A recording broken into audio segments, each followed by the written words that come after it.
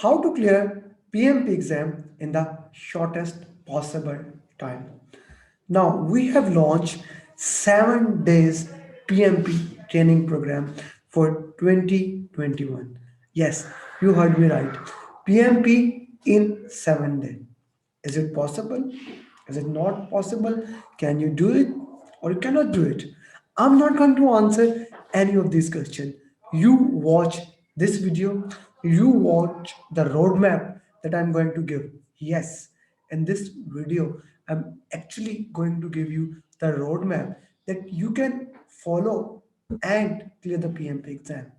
Now, you can follow this roadmap at your own. You can prepare it and do it by your own. And if you need my help, I'm always a call away available. So let's go and start. First of all, the most important thing that you need to do and need to understand is that PMP exam is now according to new exam content outline. It's not old exam content outline, but PMBOK 6th edition is still valid. Yeah, PMBOK 6th edition is still as valid as it was before. But in addition to PMBOK 6th edition, you also need to study the Agile Guide. So these are the two things that you need to study for your exam point of view. As simple as it gets. The third thing is that you need to master exam content outline that is now present. It basically came out in July 2019. So it has three domains instead of five domains before. The first is process, people, and business value. Process is 50% of the exam, people is 42% of the exam, business value is 8% of the exam. What is in the process, what is in the people, and what is in the business? I have already made videos and I'm going to put the link with this video. You can watch and understand what is in the process, what is in the people, and what is the business. So once that is done, let's move forward to see actually how you prepare in 7 days. Day number one. Day number one, we will start with the domain number three. Yeah, business value, that is 8% of the exam. We will cover in this domain project, program, portfolio, organizational project management, operations, and how all these interlink with each other, how these things are dependent on it. Further, we will go with the foundation of a project, why a project exists, how a project is created, what are the reasons, how you select a project, how you select a project. In this, we are going to see basically net present value, future value, present value, IRR, ROI, payback period. We will touch all these topic because these are in the exam content outline. How to select a project, selection techniques. So we'll start with the need assessment, like there's a need of the project. Then we will go with the business case. We will go into detail of business case and how you select a business case. Then benefit management plan, and then project charter. So once the project charter is formed, once we have made the project charter, the next topic would be to focus on the stakeholders. We will go with the stakeholder and we will look stakeholders in detail. Then we will look at the resource, and then the third topic would be communication.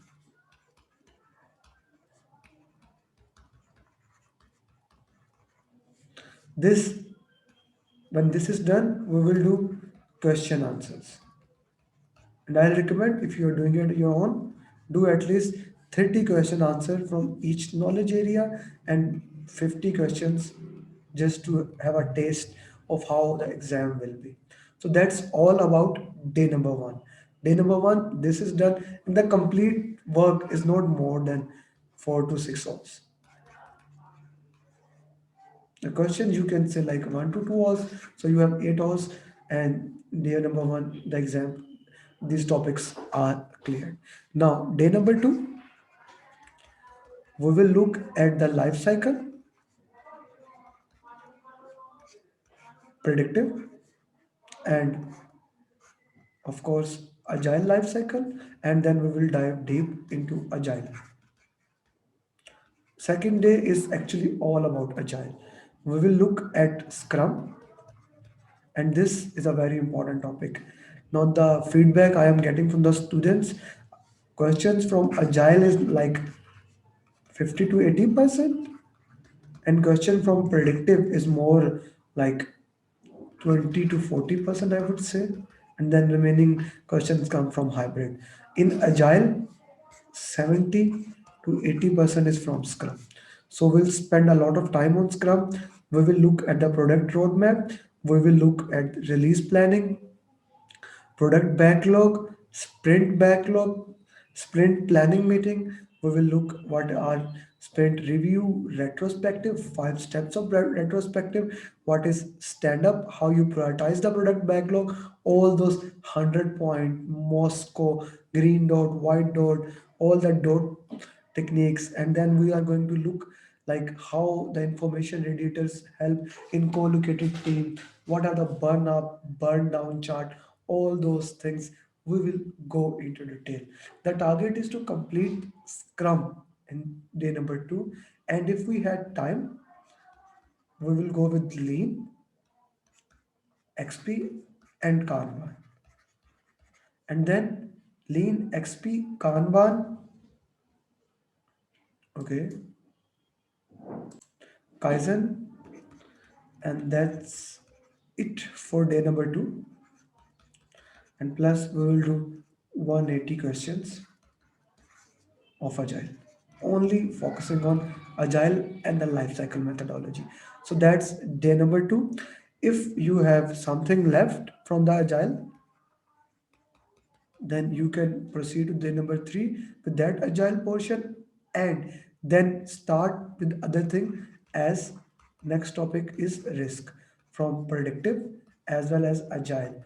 Here you will go with the those 7 processes of risk: plan risk management, identify risk, qualitative, quantitative, risk response, monitor risk, implement risk, monitor risk, and you also go with how high prioritize. Basically you work with the user stories, high value user stories and high risk user stories, medium value high risk, low value high risk, how you deal with them, how you make cumulative flow diagram, how you tackle work in progress, how you do risk burn up burn down chart, all those things. First you will do risk, master the risk, then you go to the quality, both in agile and predictive, and then you go with the procurement. You master risk, quality, procurement, and you do their questions. Okay, that's all for day number 3. On day number 4, we look at how 3 baselines are created. Now obviously this is more towards predictive or creative, and then we go with the integration, how you integrate each and everything. We have done stakeholder on the first day, we have done resource, we have done communication, then we did procurement, we did uh, risk, we did quality. So all those things are done. We did how 3 baselines are created, then we integrate them. Once that is done, we will see deliverable journey, my favorite, how the deliverable moves. Then you can do change request journey. Then you can do very important work performance data check. Okay. So once this is done, you do 180 question test. So day number 4 is done. Then day number 5. Let's go with the day number 5. Day number 5 is revision of all concept. Revision of all concepts. Going back to Scrum, back to scrums, and revising now all predictive topics in the form of journeys. Like we have journey of stakeholder, we have journey of communication, we have journey of risk, journey of resource, journey of quality, moving all the topics in the terms of journey and doing 180 questions test. Okay, so that's day number 5. Day number 6 will be focusing on how to do questions. It's more like now here we will learn elimination technique in the best possible way. You see, I haven't taught this before in 1, 2, 3, 4, 5 days. I want you to do the question by yourself. Want to know where you are making mistake. If I tell it on the first day or the third or fourth or fifth how to do this question, you will not learn what is a wrong way. Unless you don't know what is a wrong way where you are making mistake, we cannot tell you how what is a right way. So you need to make mistakes and you will make mistakes. Here we will discuss 180 questions with you, and together we will solve 180 questions, and we will also give you target to do 180 questions more on your own.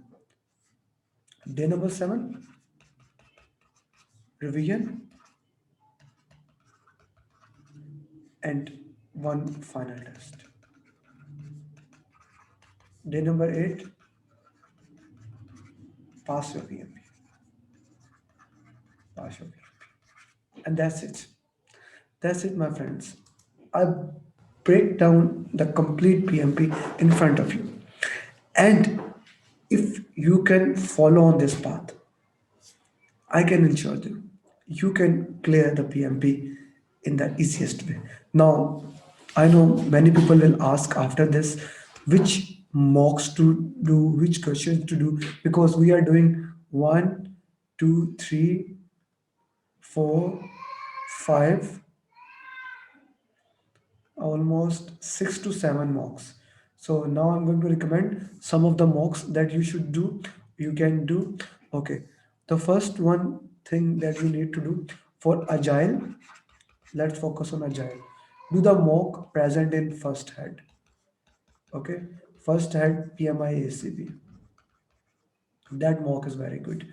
Then also for agile, right now, for agile, do all questions of in Mike Griffin's books of PMISCB. Okay. Then there are, you can do prepcast questions still about agile. Prepcast questions of agile, or on Udemy you can buy $10 Vade questions on PMISCB. Okay. So it has 4 to 5 tests. You can do test number 2, test number 4. 4 is good. Do 4. 3, 4. You can do that 2 mocks. And once you have done 4 mocks out of this, and if you get more than 65%, because more than 65% is more than enough for the exam, that's enough, and that's cover all of your agile portion. So your agile portion is completely covered. Now I can understand that the students will say that no, we are not giving PMI ACP exam, we are not doing this. That's why I'm targeting on 65%. You need to understand all these concepts. You need to understand all the concept of ACP because exam is going to check it. So even you get 65% marks, you can go good with that.